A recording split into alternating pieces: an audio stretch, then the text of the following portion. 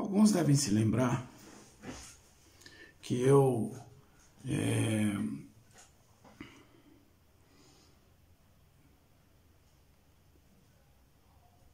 fiz 4 programas sobre a universidade, a minha universidade, onde eu trabalho, né?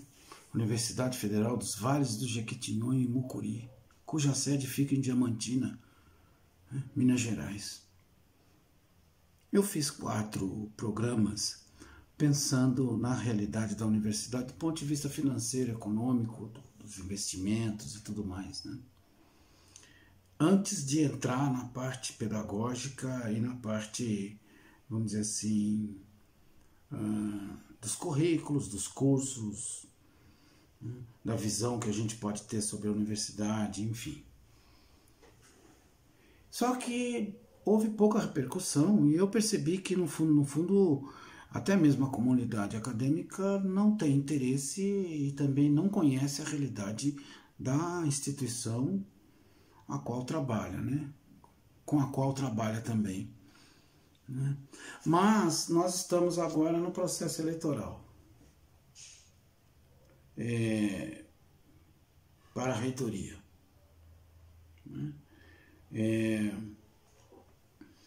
Existe uma grande tensão. Essa tensão se deve, de fato, ao governo Bolsonaro e às promessas do governo Bolsonaro de destruir a universidade, de privatizá-la na medida do possível, de perseguir professores e também de interferir na escolha das comunidades acadêmicas de cada universidade, né? Interferir na escolha no seguinte sentido: as universidades fazem uma consulta e a partir dessa consulta segue para o Conselho Universitário uma lista de 3 nomes, seguindo a sequência da escolha, da votação, enfim. Geralmente, até a chegada do atual governo, o que se tinha era o respeito à escolha, principalmente do primeiro da lista. E parece que isso não está acontecendo, e parece que também aqui talvez isso não aconteça, porque existe um candidato que declaradamente apoiou o atual governo na campanha eleitoral.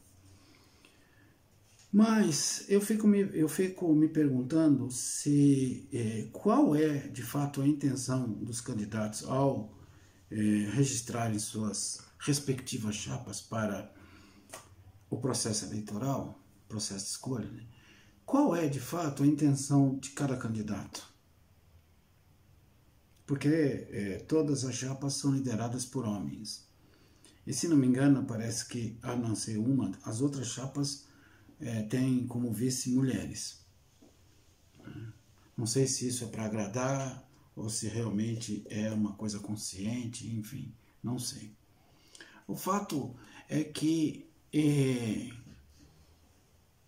diante do que eu analisei, diante de tudo aquilo que eu estudei, de fato a universidade, não só a nossa, a minha, na qual eu trabalho, mas também todas as outras, vivem em frangalhos. Mas o nosso caso é ainda mais grave.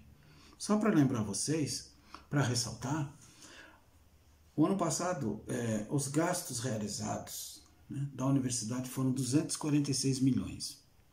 Os gastos previstos, 242 milhões. Esse aporte a mais, nunca se sabe de onde que vem, quem decide, se é o Ministério do Planejamento, se é o Ministério da Educação, se é a reitoria que vai em busca de outros recursos, como deputados, senadores, enfim. Não dá para saber isso direito, porque não há também transparência no próprio portal da universidade. Mas desses 246 milhões que foram, né, de gastos realizados, 81% foi gasto com pessoal. Então sobram 19% para investimentos e custeios. Ou seja, investimento é aquela coisa aquele recurso que você vem, você utiliza e você pede para construir, comprar equipamentos, construir prédios, aquela coisa toda. E custeio é a manutenção, de maneira geral. Né? Então aí eu me pergunto, que papel o novo reitor terá diante dessa situação? Porque essa não é uma situação, não é uma questão ideológica. É uma questão numérica, é uma questão fundamentalmente de administração, mas também de decisão política. Lógico que aí tem um aspecto ideológico, porque são escolhas, né? Eu escolho reduzir, eu escolho estrangular a universidade. Né? A gente não sabe se essa queda de investimentos e custeios se deve exclusivamente à PEC ou se são ações, juntamente com a PEC, né? Deliberadas também de estrangulamento, de escassez de recursos. Mas isso não se fala, isso não se discute, isso parece que não tem importância, porque ou a importância é discutir a organização burocrática ou então discutir questões ideológicas, né? Marxismo cultural, como é que nós vamos fazer para perseguir determinados professores ou determinadas correntes dentro da universidade? Não sei. Né? Agora, eu vejo isso como um grande desafio. Como nós vamos administrar uma universidade com um governo como esse, que deliberadamente já disse que vai cortar recursos cada vez mais e vai empurrar a universidade para a privatização, para a semi-privatização. Né? Não necessariamente vender.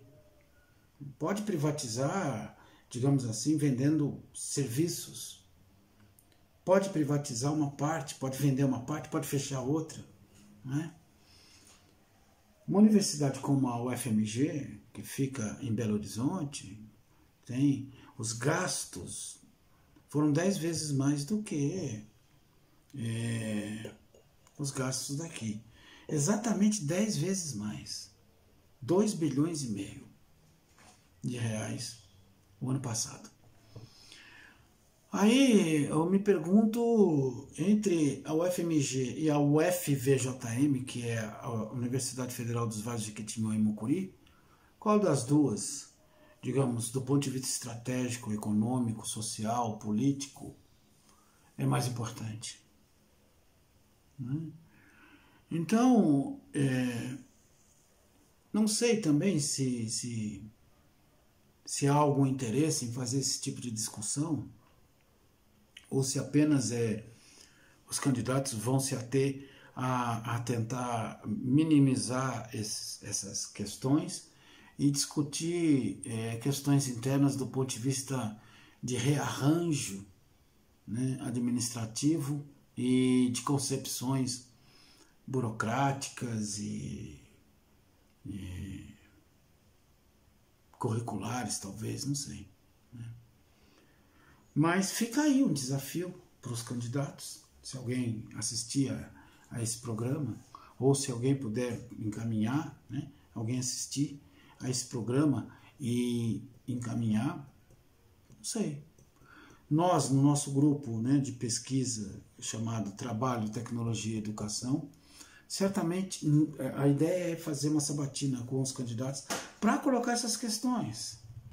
Né? Por exemplo, a UFVJM, das 63 universidades federais, é uma das poucas que tem mais professores do que servidores técnicos administrativos, o que cria um gargalo do ponto de vista burocrático.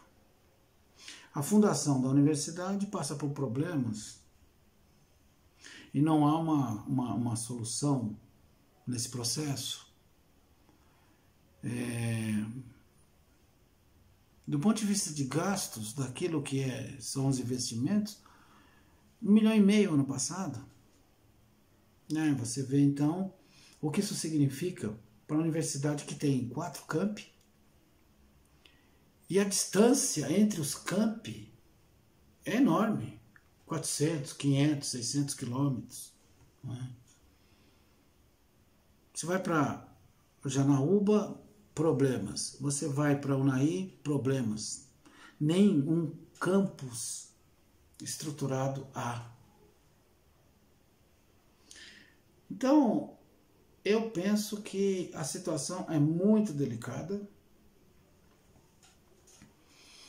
Eu não sei qual será daqui para frente a relação da universidade, desta universidade, com o governo, de forma assim mais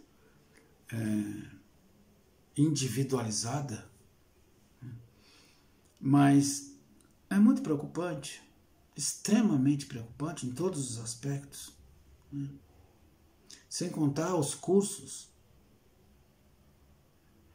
Num país em que a desindustrialização é cada vez maior, os cursos que a universidade tem mais orgulho são os da saúde e depois os das engenharias. Não sei.